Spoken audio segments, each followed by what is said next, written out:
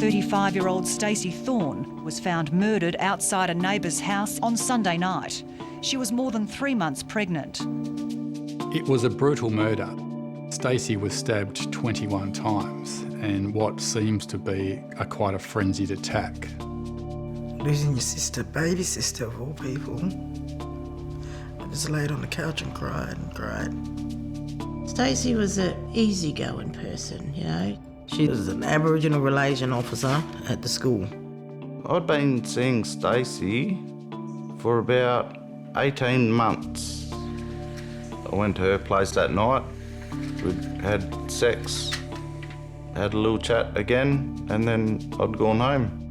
The police quickly focused on Scott as a suspect because he'd sent her a phone message saying, "Please, Stacey, I'd do anything for you not to have the baby."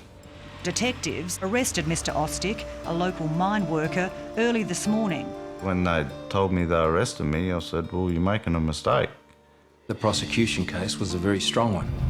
Police found the first piece of crucial evidence, the Jim Beam can, outside of Stacey's house that had Scott's DNA and fingerprints on it.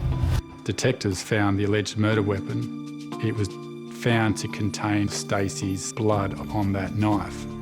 On the prosecution case, he left his cigarettes on a table on the back porch. There was blood on the cigarette pack, which was her blood. According to the police, after murdering Stacey Thorne, Scott returned to his house, lit up a cigarette, and thereby put some of Stacey's blood onto the cigarette packet. Today, Scott Austic was sentenced to life with a 25-year minimum for willful murder. And when they said guilty, we got our justice. We thought that was finished. So my nan never gave up. Dad said he didn't do it and she refused to, believe that he did. I said, I will look at this forensically and I'll give you my honest opinion. Clint Hampson discovered when he went through the search video that the cigarette pack was not on that table. And this is the time, 6:31 p.m, Friday the 14th. Can you see the video, the 13th? This is the table in question at the back here. Where's that cigarette packet?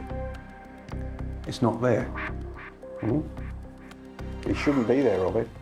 I know. I was extremely shocked, and that immediately put me on alert as to what else might have been going on. The paddock area between Stacey and Scott's house was searched by SES personnel. They didn't find a knife. The following day, detectives find a blood-stained knife. How the hell do you miss that if you're doing a line search? We said to ourselves, bullshit. Opened out, the blade was 10 centimetres long. The 4 fatal wounds were up to 15 centimetres in length. This was a deliberate attempt to try and skew the evidence. But of course it was flawed because they didn't know that the knife had to be 15 centimetres long in order to achieve what they were trying to do.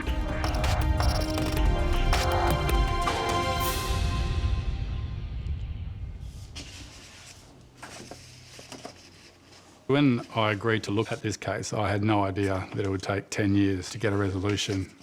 At the time, I wasn't a lawyer, and I was looking at the case purely from a forensic perspective. The starting point of the investigation was Clint Hampson identifying major irregularities in relation to the cigarette packet and the alleged murder weapon, the knife.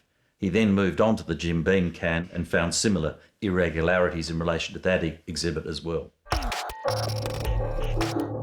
Detectives found the Jim Beam can outside Stacey's house. It had Scott Austic's DNA and fingerprints on the can. The police claimed that that was proof that Scott Austic returned to Stacey's house later that night to murder her. This Jim Beam can was found by detectives on the Tuesday morning at 7 o'clock. That verge area had been searched the night before by no less than 5 officers of the WA Police, some of who were forensic officers. They conducted a thorough search of the verge and none of them identified or located a Jim Beam can.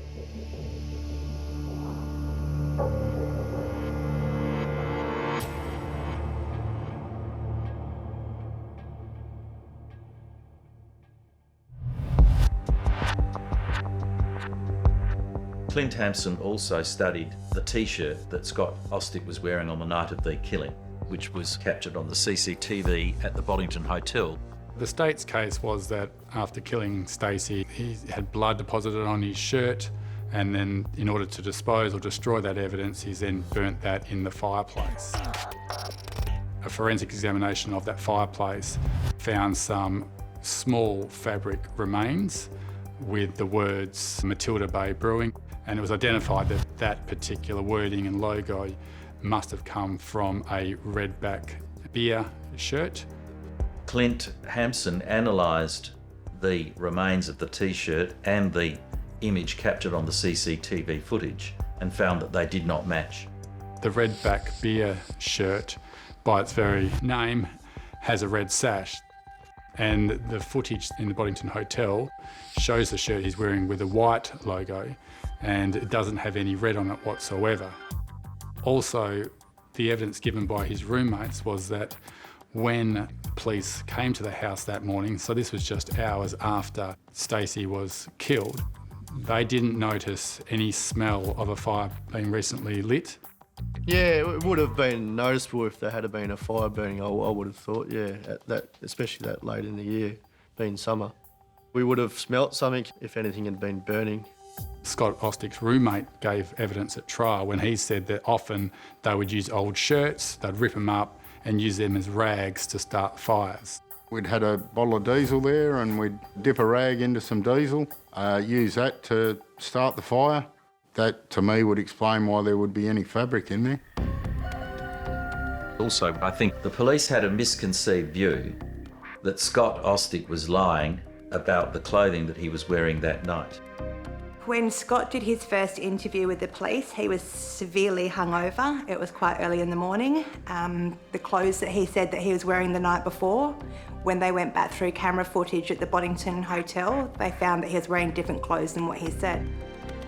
I don't think it was a deliberate lie. I think it was just his memory failing and the fact that he was intoxicated and he didn't actually recall changing before going to the pub. Them clothes that I was wearing at the hotel, I'm sure they would have been in my room, but I was never allowed to go back to my house. Now, the 10th, the Monday, the last exhibit taken was this one. I approached Malcolm McCusker, who's one of the eminent QCs in WA and around the country, and is our former governor. Malcolm McCusker is very well respected, and we presented the material to him. So the theory is he's gone back. That's the Crown case. He went back and he murdered her. Right? And I think it's fair to say that Malcolm was quite shocked about what we presented to him, in particular the fact that the cigarette packet mysteriously appears following the forensic investigation. Yeah, there's nothing there. There's nothing there, no. It's clear as day. Clear. And that was no doubt produced as an exhibit. But nobody picked it up. Nobody picked this up at all. Basically, his pack of cigarettes. His pack of cigarettes have got her blood, bingo. So he's come home. Well, that's game, set and match, isn't it? Oh, yeah. Yeah. You can see why the jury convicted him. Of course you can. But all this has been mixed. All this has been there. Yeah. This was, I guess, worse. This is... It can't get much worse, surely. I've practiced law now for over 60 years. And this case of Scott Austic is certainly one of the most extreme cases of miscarriage of justice that I've seen. Okay, now you've got fresh evidence. There is undisputedly fresh evidence. It seems to me that it's so cogent. I agreed to take on the task of drafting a petition for the Attorney-General to refer the case of Austic back to the Court of Appeal. It was a very high-powered team. The momentum was just enormous. They had huge supporters, and the media then got hold of that.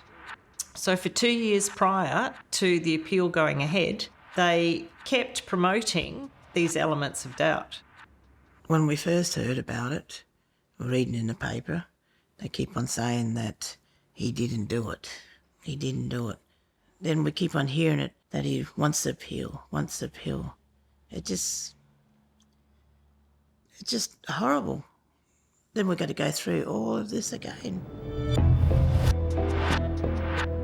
Scott's appeal for clemency was granted by the Attorney-General, and Scott's case went before the Court of Criminal Appeal in 2019. Our case was always based on the fact that evidence was planted, but as to who, we just don't know exactly who. Scott Austic has always maintained his innocence, and now a new appeal is examining claims police planted evidence against him. That evidence included a blood-stained cigarette packet. The detective who found the packet unreservedly denied planting it himself or knowing that someone else had done so. The police, they don't even know Scott. Why would they frame him too? And plant evidence they reckon they did their job. They done it right.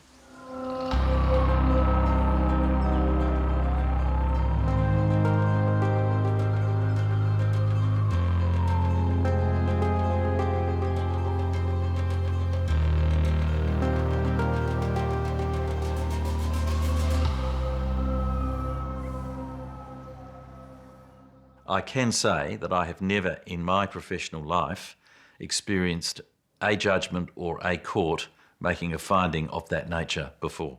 Well, I think the finding that evidence was planted is concerning. When I was Police Commissioner, I certainly received no information that there was any tampering of evidence, there was any moving of evidence. That was something that emerged in the appeals court after my time. It sounds like there's a lot that's gone on that is unexplained in the Scott Austic case, and I think we need some sort of explanation about what occurred there. WA's highest court has quashed the conviction of a man who was serving a life sentence for the murder of his pregnant girlfriend and ordered that he face a new trial.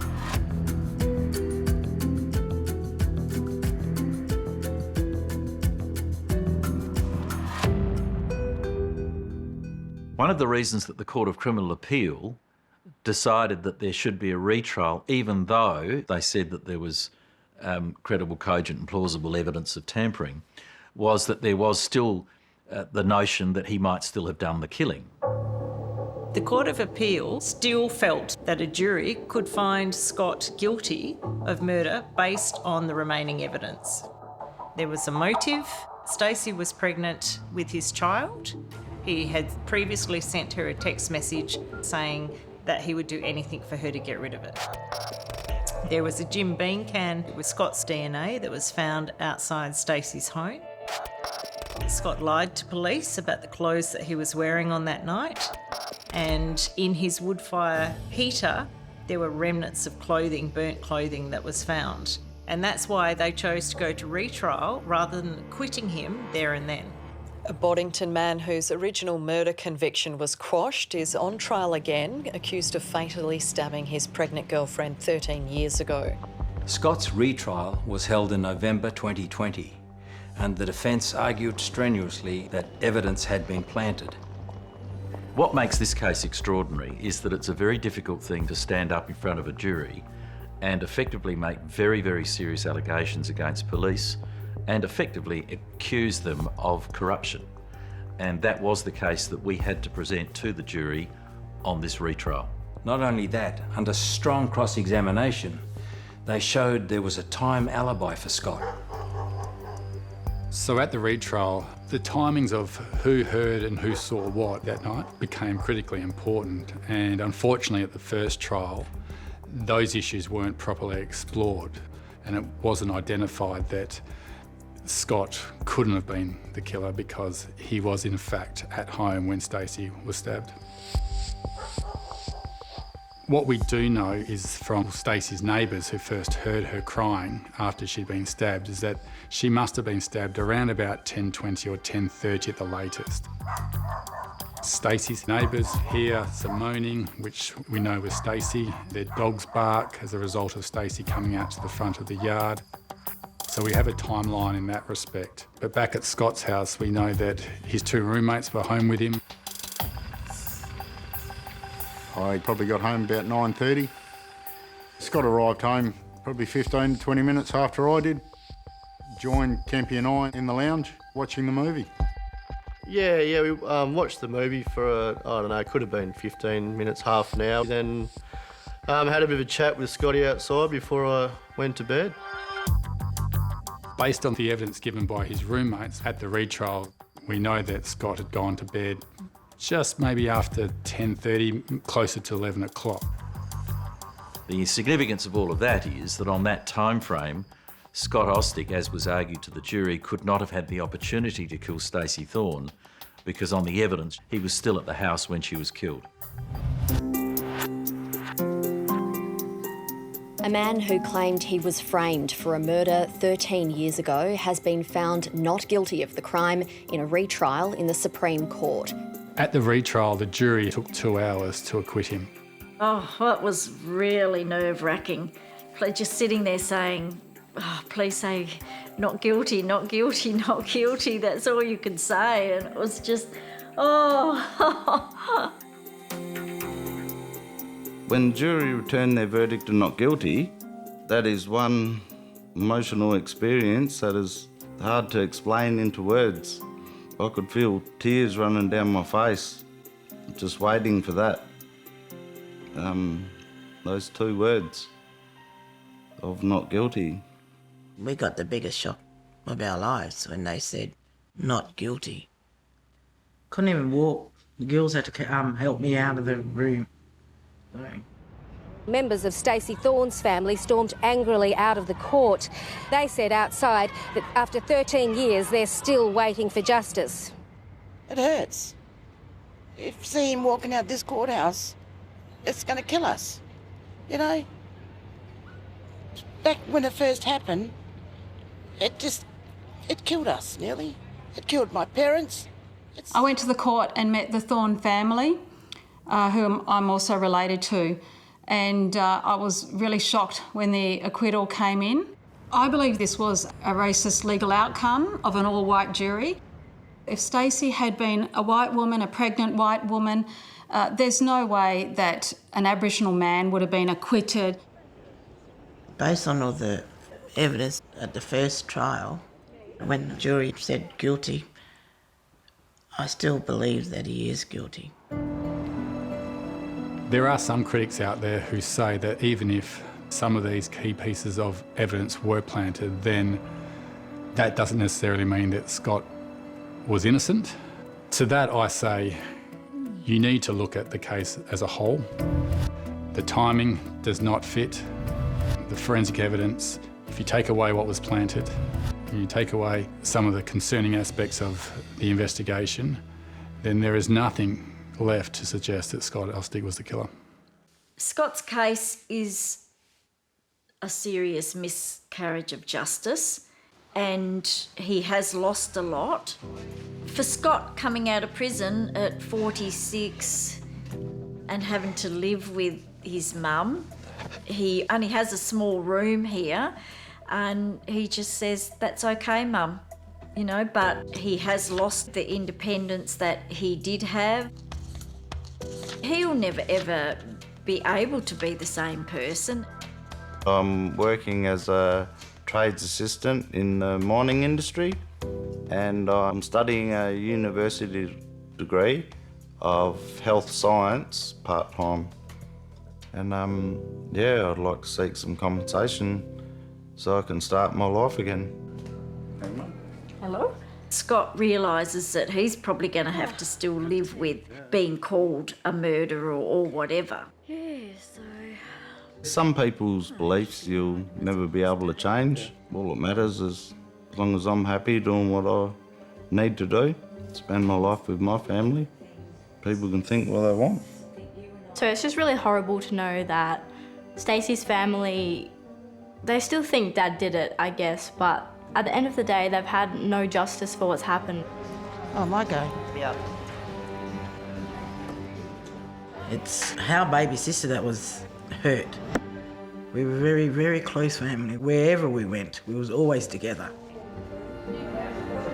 I miss talking to her and knocking at my door, asking if I wanted to go for a walk downtown. It's just them little things that hit you. The last court case, yeah, we just come home and we was lost. You know? Stacey's family, they have no answers, they have no justice. Somebody needs to do something to help them because the police have more or less closed the case and there's no further investigation. And the problem is too, I mean, The wounds keep getting reopened, don't they? I knew I had to do something, so I got in contact with a private investigator, Robin Cotman. I just couldn't sit down and do nothing. I got a call from Stacey's sister, Hayley, asking me if I could help them get answers. Try and get, justice for her. Exactly. And whether that, whether we can make that happen or not, I don't know, but at least we're going to give it a damn good try. I am a former serving police officer. I served for 8-9 years. I was trained in intelligence and also undercover work. I only really became aware of the whole case mid-2020, and purely because one of the lead investigators in the case is a colleague of mine now as a private investigator, and we both work together on some cases. Because you are colleagues, do you feel that you can look at this case fairly and objectively, given that you have a connection to him? Yes, I do, because I'm basically engaged by the client. The client is Stacey's family. I don't have alliances or allegiances with anybody in particular, whether it be, the defence, the prosecution, the police, my colleagues. I'm just there to look at things objectively. No, that's great. Certainly makes sense. Thank you for that. All right, thanks. See ya. Was just explaining to me where the knife was found and where the SES search, what path they took. There should be an investigation, but it should be an independent investigation at arm's length, completely removed from anybody associated with this team. I've got to question every aspect of it. And that even means questioning the appeal court decisions. It means questioning, what evidence the defence is putting forth or the prosecution's putting forth. I've got to question everything to try and find those missing pieces. The defence produced this photo as the one that they say the evidence was planted, the cigarette packet was planted. The photographs that the defence show, I'm questioning the fact that in the first photograph, you cannot definitively say that there was no cigarette packet on that table all the time, because the photograph of the table does not show you all angles or sides and every item that is on that table. So could that be the cigarette packet and we just can't see it from that angle? The argument advanced by the private investigator is the same argument that was put to the jury by the prosecutor on behalf of the police, namely the notion that just maybe the forensic investigators who spent 1.5 days going through that house before the homicide squad were permitted to enter it simply missed it. We dealt with that comprehensively, and in my view there is no possibility for that to have happened, and indeed the jury must have rejected that notion by reference to the not guilty verdict. I've always believed in the police. We need the police. I'll teach my kids to go to the police and do things, but myself, I never ever trust them again. Ever. I don't think there's a systemic problem with the WA police at all, but I would like to see more accountability in cases like this. Scott Austic is not the first. There have been others before him: Mallard, Waring, Beamish, Button. All of these cases have a recurring theme of questionable police conduct. There does not appear to have been, in my view at least, proper inquiries into whatever culture might exist within pockets of the West Australian Police Department to explain the way in which these miscarriages have occurred. I expect there will be further inquiries in relation to this matter. Clearly it's a very, very serious matter. It may involve the CCC.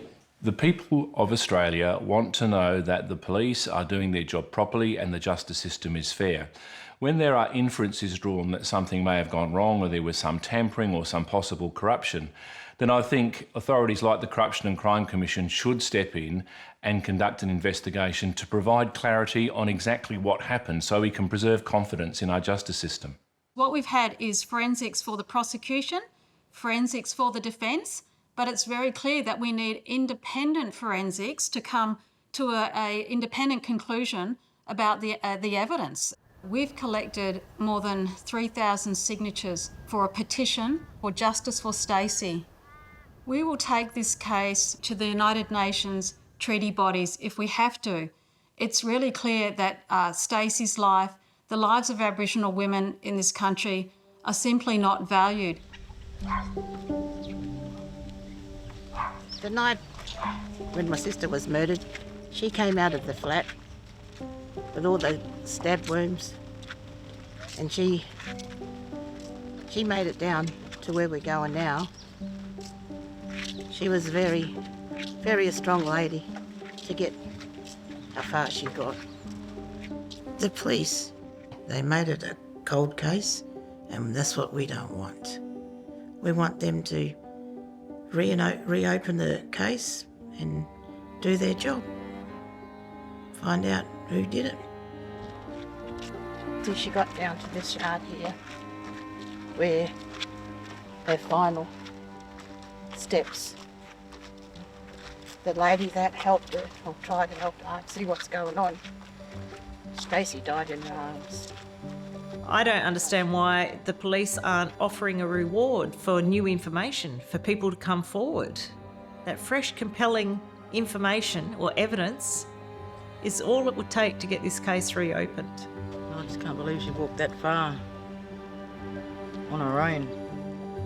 The police should re-investigate to find out who did kill Stacey. Like, something has to be done, like to help them now. It should be re-investigated to give them peace of mind as well.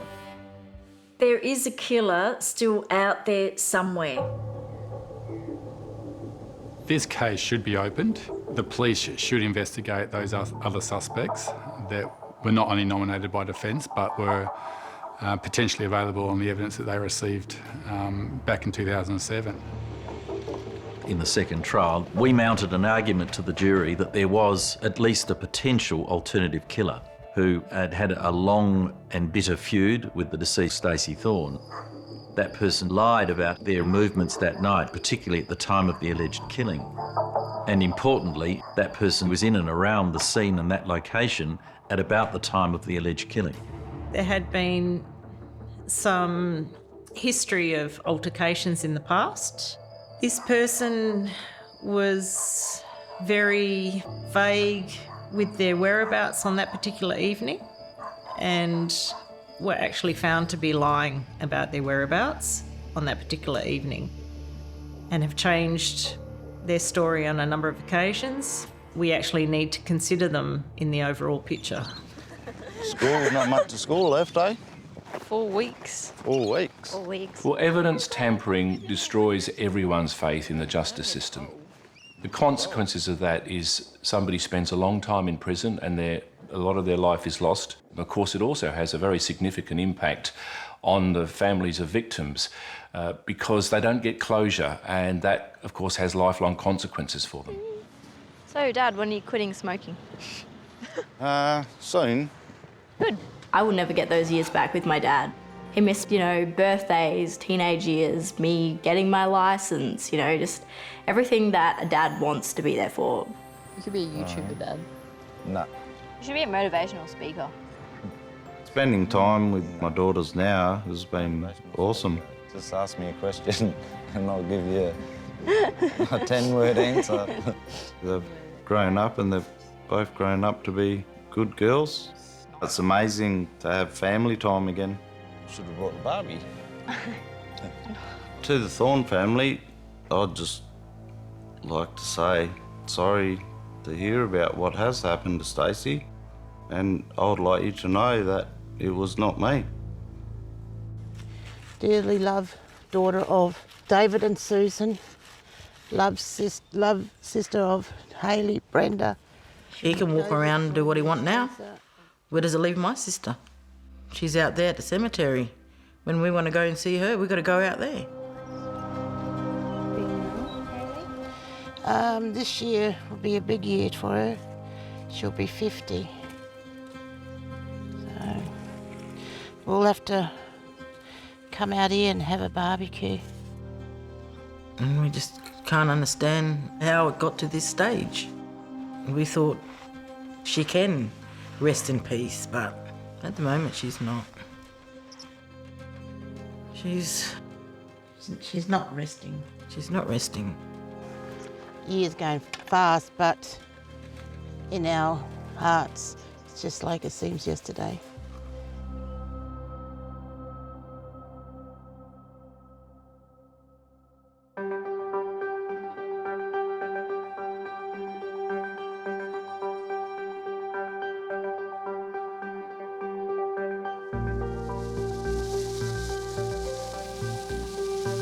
Hey, Hod, would you like to come and grab these, please? I want to become a vegetarian. This is literal a cow. You need iron. Spinach, mate.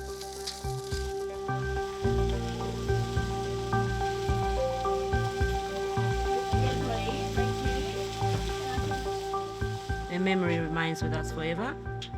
We will keep on fighting the fight. They say time heals the wounds, but this is not going to go away because justice hasn't been served.